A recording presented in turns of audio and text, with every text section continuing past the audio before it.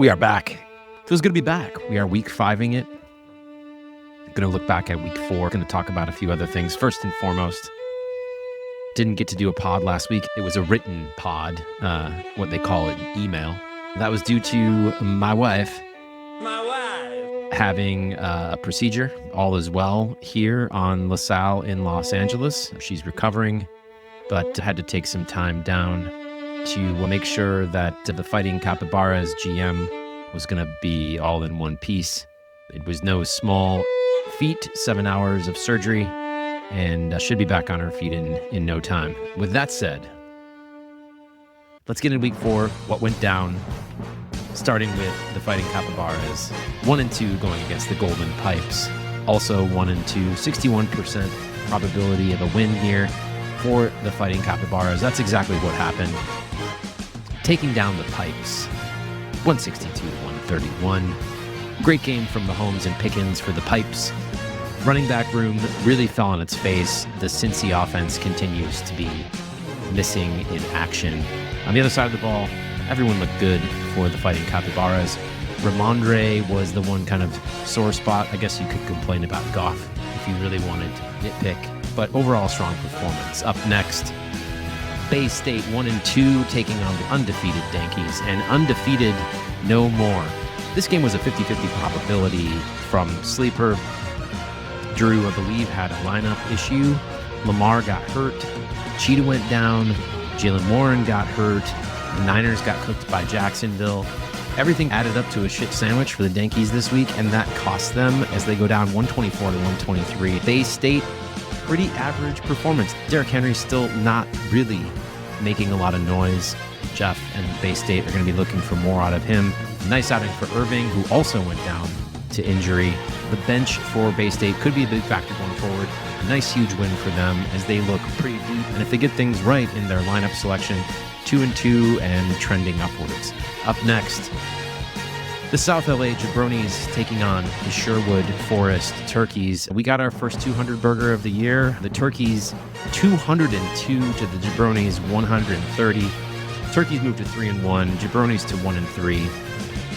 If you told me the Jabronis would get Judkins 58% snap share, Pitts and Scadabo, who had 89% snap share cooking, along with nice weeks from Hall and Josh Allen, I'd say they'd be hard-pressed to lose, and losing by 70 is not what I would have guessed. They did get 10 from their kicker and IDP instead of 45. The Turkeys, 31 from Gainwell, of all fucking people. I mean, they really had everything going right. Mark Andrews still continues to be a little bit of a weak spot there. 7 grabs for 30 yards. It's like a backup running back performance. Also, JMO, 195 unrealized air yards. That's crazy. So they're still fueling the tank for the Turkeys, and whoever plays them next is probably in pretty deep shit. Mr. I, 1-2, taking on the 2-1 Kraken. Kraken moved to 3-1, taking down Mr. I. Nice game out of May and Bijan and Metcalf for Mr. I, but not a ton else. Defense was in the negative. That is never a great thing, and definitely can't afford that against a team like the Kraken. Debo and Javonte, 19 plus each. That's enough for the Kraken when the rest of this team has such a high floor. This series is now evened up all time. Moving on. Bags, 2-1 against Studio City. I think we all knew how this was going to go. The Bags, 167, moved to 3-1 over Studio City, who posted 133. Respectable number for a team that's been kind of beat up.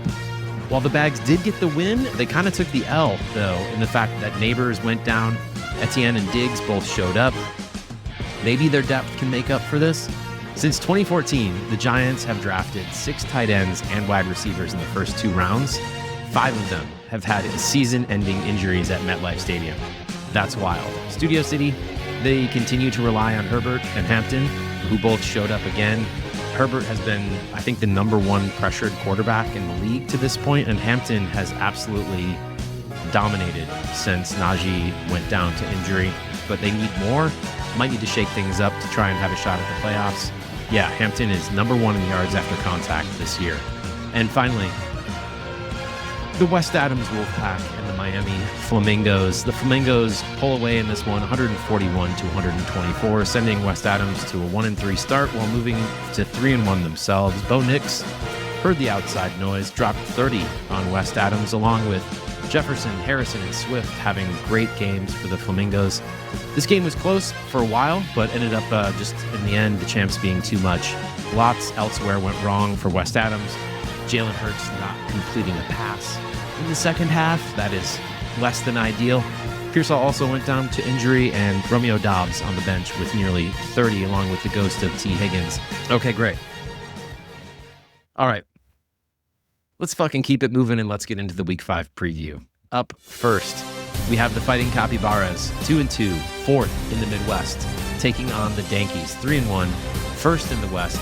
The Yankees looking like underdogs. Stafford getting the start, still in search of a defense to play. LAFC clawed the 2-2 last week. Can they keep that going? CMC is stirring the drink, averaging 29.4 weighted opportunities per game. He's everywhere for them. He is the centerpiece for their offense, no surprise, and as long as he stays healthy, I suppose they have a chance to win anything. LAFC are the favorites here, but the Yankees lineup is still fluid, so we'll see what happens.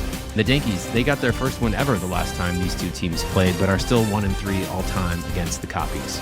Next up, Bay State, the other 2-2 team in the league, third in the Midwest, taking on the Golden Pipes for the first time ever, 1-3, third in the West. What changes does Bay State make this week? They have a lot of firepower on their bench. Can the Pipes rebound? What happens in their running back room? What happens in Cincy with the Lions and Chase and that offense? Is there going to be offense from Cincinnati this week, or will they continue to kind of crater? 68% win probability to Bay State here. I'd have to agree with that one. Next game is the Brotherly Love Bowl. The Flamingos 3-1, second in the East, taking on the Jabronis 1-3, second in the West. Last time these two teams met, the Jabronis got their first win by more than 40, still 1-3 against Miami and the Flamingos. Scatabo, Addison, Judkins have arrived for the Jabronis. How does this change things? Are they going to continue to ascend? Is there an upset in the works here? The Flamingos are 3-1, still looking contenderish. Swift on a bye, Shakir in, who has kind of emerged as the number one in Buffalo. This is a toss-up on Sleeper, 51% to the Jabronis. Up next, Mr. I, 1-3, third in the East against the Bags, 3-1, first in the Midwest. Keenan still riding high in the Midwest. Mr. I is on a 2-game win streak against the Bags, 3-4 all time. New look Bags this week with injuries. Etienne and Diggs are in. Mr. I is a 52% favorite. So I love that Wan'Dale Robinson is still starting for this team.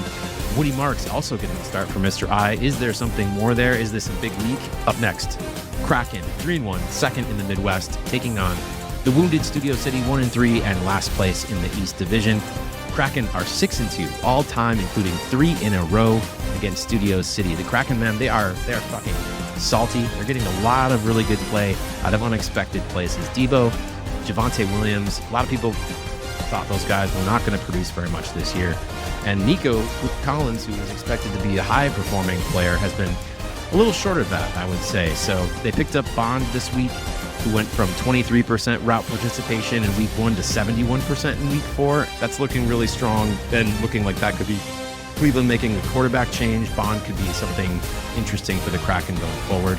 Meanwhile, Studio City are going to look to Herbert and Hampton to try and carry this team to victory and pull off what I think would be a pretty big upset. 63% favorites are the Kraken. And finally, the West Adams Wolfpack, 1-3, dead last in the Western Division, taking on the Sherwood Forest Turkeys, 3-1, first in the East. 58% chance here for the Turkeys. That feels real low from Sleeper. West Adams, they have won the last 3 times that they've played the Turkeys, 9-5 all time, so a healthy win total there against this team.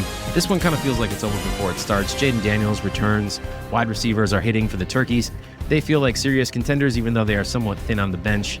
Puka, averaging 12.3 targets a game, is one of 2 players to have 8+ targets in every game. The other is Tet McMillan with Studio City. West Adams bet on Cincinnati. Age is catching up with their vets. They might have found a spark in Dobbs and Green Bay, as well as adding the league's number 1 tight end in Hunter Henry this week. TBD, but to me it looks like they're looking at 1-4 and a long road to the playoffs. So there you have it. Well, that's it. Week 5, here we go. Best of luck to everyone out there, and looking forward to another weekend of football. Enjoy the weekend. Talk soon.